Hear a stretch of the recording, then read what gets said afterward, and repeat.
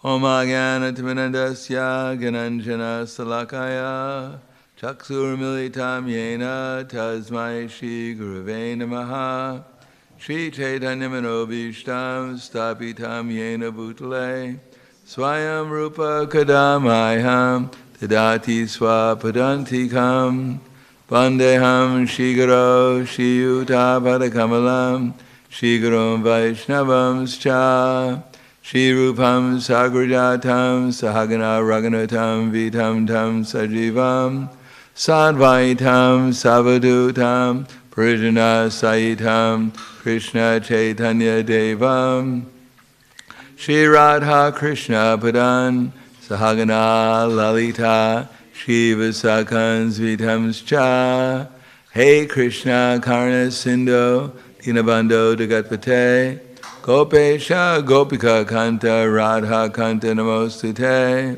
Tapta Kanchena Gorangi Radhe Vrindavaneshwari Prishubhanu Siddha Devi Pranamami Hari Priye Vanchakapa Turvyascha Kripa Sindhu Vyevacha Patitanam Bhavanebhyo Vaishnavebhyo Namo Namaha Shri Krishna Chaitanya Pranitananda Shri Advaita Gadadhar Shivasadi Gaura Bhaktavrinda Hare Krishna Krishna Krishna Hare Hare Hare Rama Rama Rama Hare Hare Om Namo Bhagavate Vasudevaya Om Namo Bhagavate Vasudevaya Om Namo Bhagavate Vasudevaya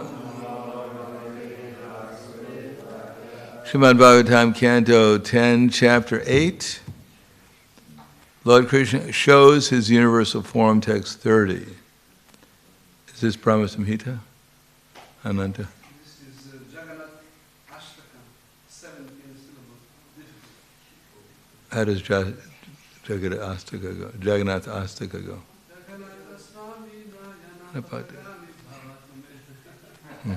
I mean, that's the end of it. What is the first line of it? Yeah, I don't know. I tried a few times, but my music skills is not so good. Jagannatha Swami Naya. Please repeat.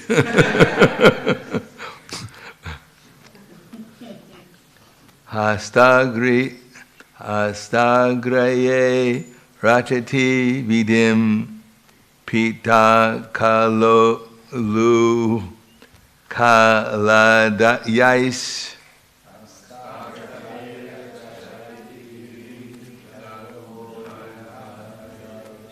chedram yantar nihita vayuna shikya bandeshu tadvit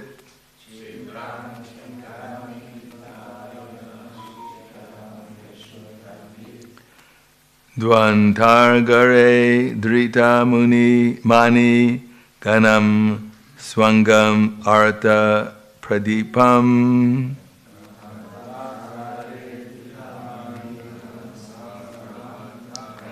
Kale gopya yarhi griha kartyeshu su vyagra chita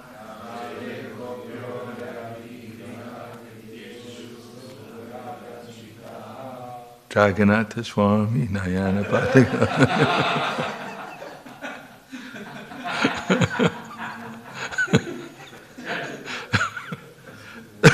At least we got part of the tune right. Hastagriye rachayati vidim pita kolu kaladyais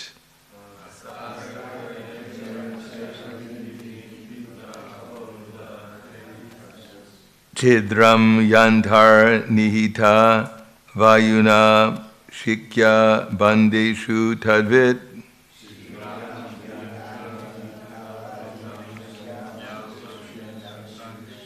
Dvanva tagare dritamani ganam swangam artha pradipam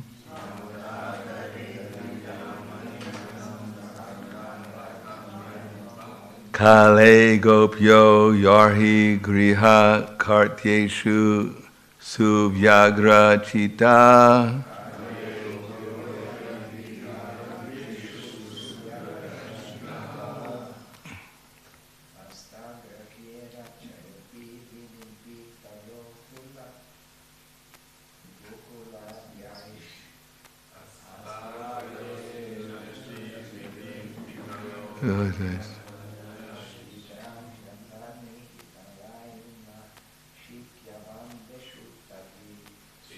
Ramyantara nihita vayuna shikya bandhu shetavit.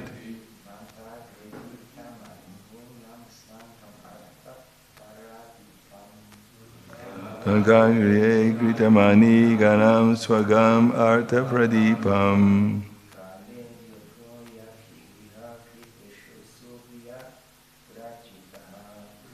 Te gopya rahi griha krityeshu savagra tita. Ladies.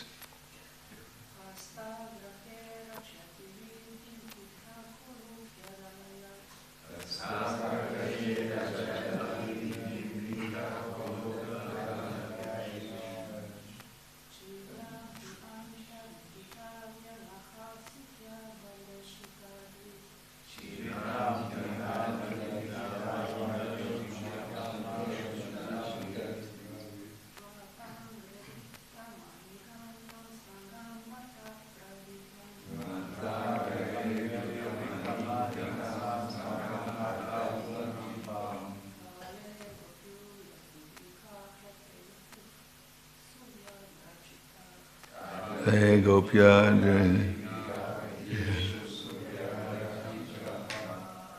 Well, we just took off a couple of words that we could do, singing the Brahma-samhita tune. Just, otherwise, there's a few extra syllables there. Hasta agraye. When the destination is out of the reach of his hands. Rachayati. He arranges to make. Vidim are means. Pitaka, by wooden planks piled together. Ulukala adyai, by overturning the stone mortar for grinding spices.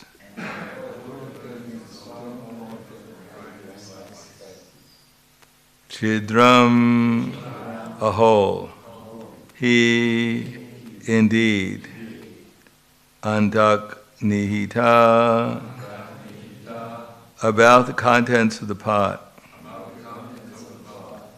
Vayuna, with such knowledge. Shikya, hanging by a swing. Bandeshu, in the pots. Tatvit, expert in that knowledge, or in full knowledge. Dvanta agare, in a very dark room. Dhritamani ganam, because of being decorated with valuable jewels. Svaangam, his own body.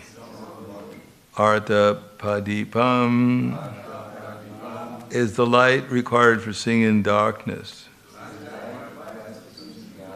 Kale, after that, in due course of time. Gopya, the elderly gopis. Yarhi, as soon as. Griha kartyeshu, in discharging household affairs. Suvagra chitta, are busily engaged. Translation and purport by His Divine Grace A.C. Bhakti-Vedanta Swami Srila Prabhupada. When milk and curd are kept high on a swing, hanging from the ceiling, and Krishna and Balaram cannot reach it, they arrange to reach it by piling up various planks and turning upside down the mortar for grinding spices, being quite aware of the contents of a pot. They pick holes in it while the elderly gopis go about their household affairs.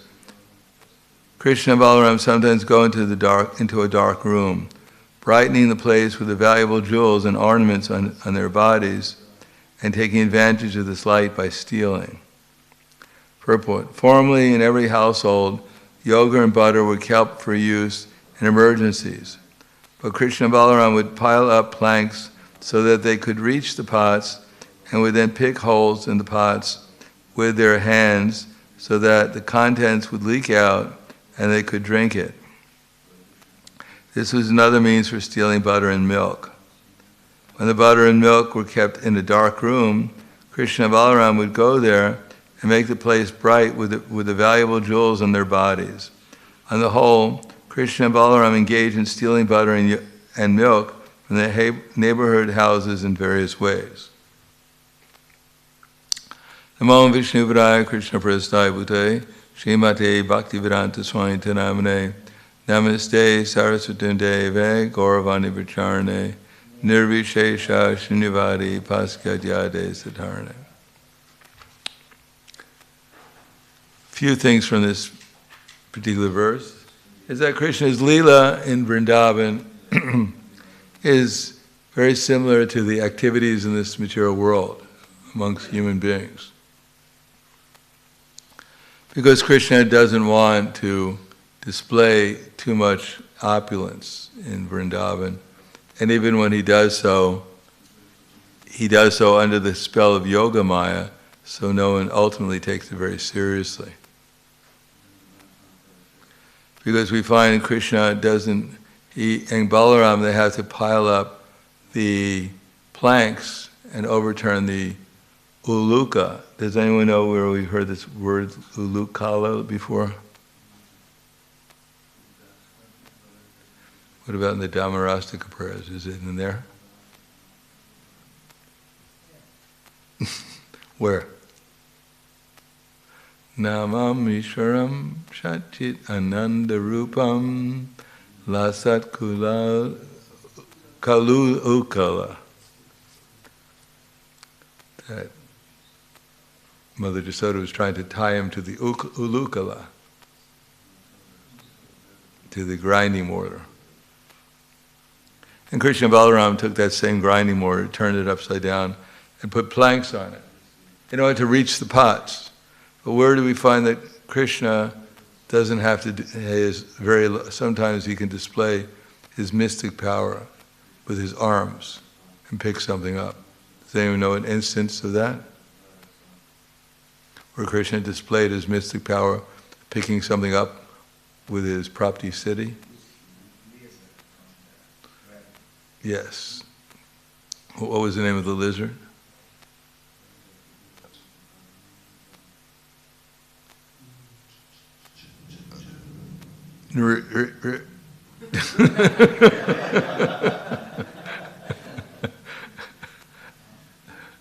Nariga, King Nariga. And why was he turned into a lizard? Because of the cows. You're blaming the cows now. He was turned into a lizard because of cows. How did the cows turn him into a lizard? Well, this is interesting. You better watch out for these cows. Yeah, so then what happened? They what? They cursed him, yes, they cursed him. Because he gave away one cow to one Brahmin, and that same cow wandered back into his herd again, and he gave it to another Brahmin. And when the first Brahmin saw that the other Brahmin had his cow, he got into a fight with him, an argument. And what did King Nariga offer each Brahmin in exchange for that one cow? Free ticket to what? What's that?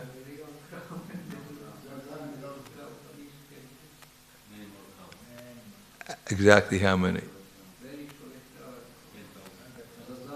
100,000, yeah, right.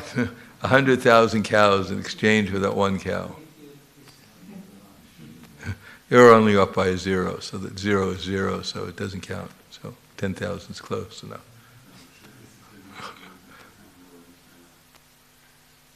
And why did Krishna have to? Why did he have to pick up the lizard?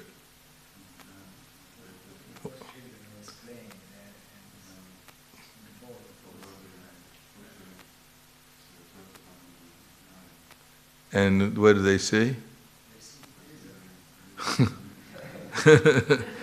So why didn't they pick up the lizard? Why that? They couldn't figure out how to get him out. So they went back to Dwarka and they told Krishna about the lizard, and Krishna came. And what did he do? He extended his arm, Prapti city, and got the lizard out. So in Dwarka, apparently Krishna sometimes shows his Aishvarya, his opulence, his mystic power. But they didn't seem to make a big deal of it, but I guess because the devotees there, they also have mystic power. They're also super empowered devotees there. So they figured Krishna must have it too. But in Vrindavan, everyone acts like an ordinary person,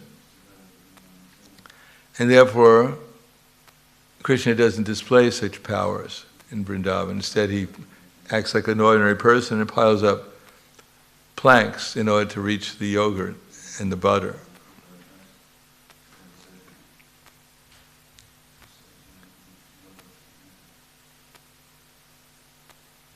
And what about the jewels? Krishna's. Has anyone ever seen a jewel that you can take the jewel into a dark place and light up the place?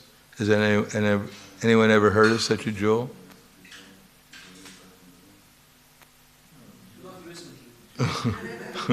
Has anyone actually seen such a jewel?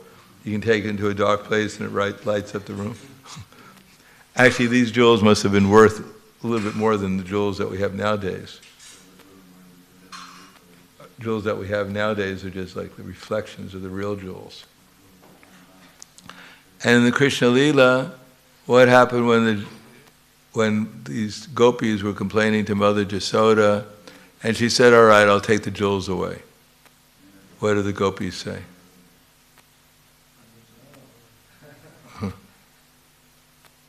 Why do they say no? No. That may be true, sure. They liked when Krishna came, but what was the reason why they said it would be useless to take the jewels away?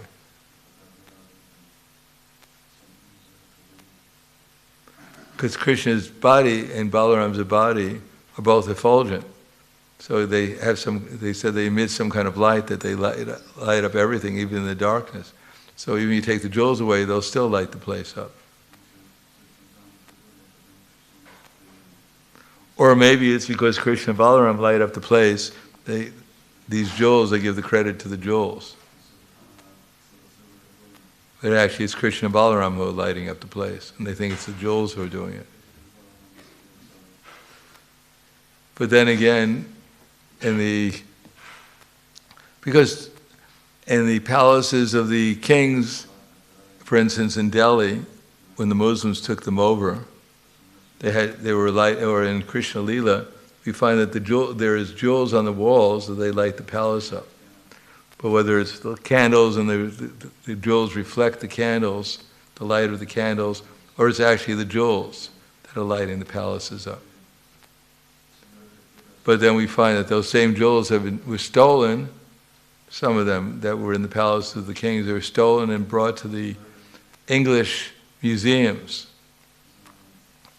But I don't think they light up the English museums. So obviously they're very reflective jewels, and when there's a light, they reflect the light and amplify it, but don't necessarily within themselves light up the jewels. Unless you're a very special jewel. Can anyone name a special jewel that's self-effulgent that we know about? What's that? Shamantaka. Yes, Shamantaka. Maybe Shamantaka produces gold. But what's a jewel that we know for sure lights up the place? Begins with a K. Yes, Kaustuba jewel. Where is that jewel? Yes, so it's a person, it's a devotee. So all devotees are self-effulgent.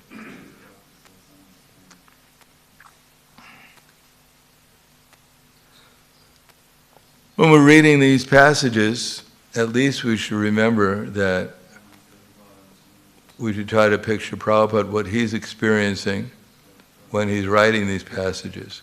That they're just not like, they didn't appear out of nowhere. Prabhupada said his purports are his ecstasies. So as we have in the Gayatri mantra, we meditate upon the Krishnandaya, the spiritual master experiencing pleasure in Krishna consciousness. So we should also, we remember Prabhupada experiencing pleasure in writing these translating these verses and these purports. Then we'll be able to experience, then we're actually in contact with the disciple succession, we're connected. And it's much more likely we'll experience, we'll definitely get a higher experience than anything else we can do. So we shouldn't disconnect Srila Prabhupada from the purports.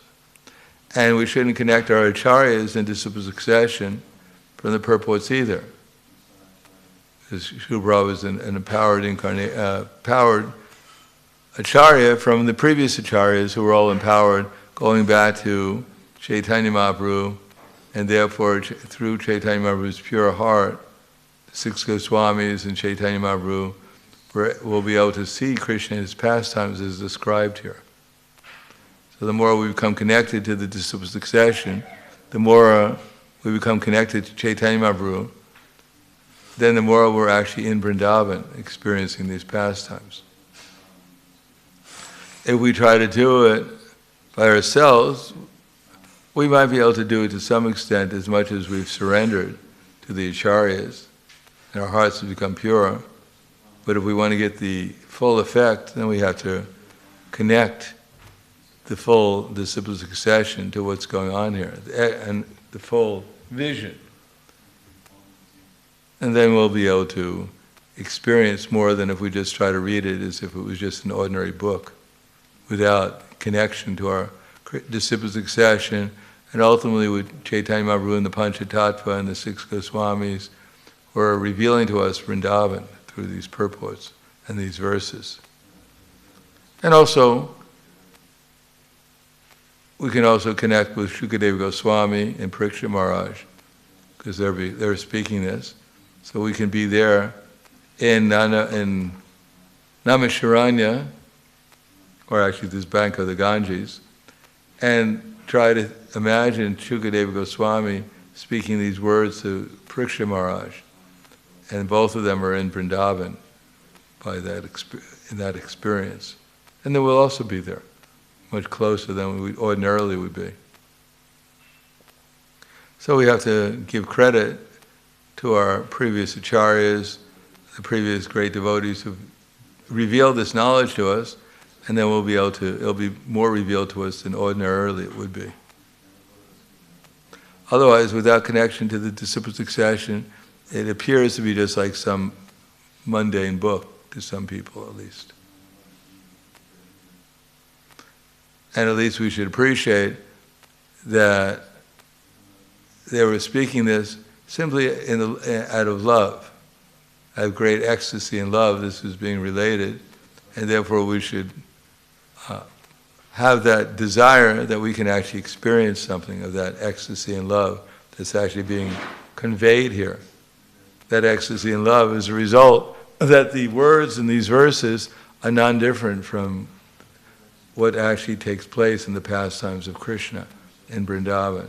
They're exactly the same, and we can enter into them as much as we become receptive to them.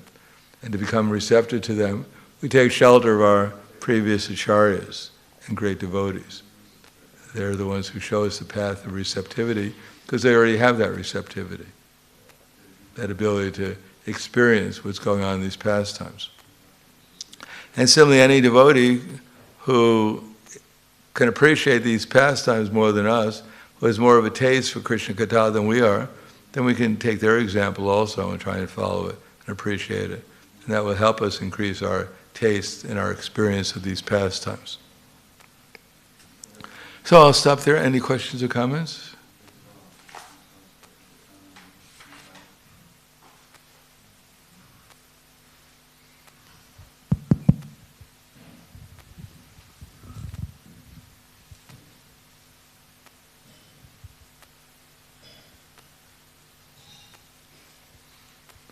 I have to breathe. As soon as we ask for questions, everything becomes very calm and peaceful. You can even hear the sound of the in the pujari room.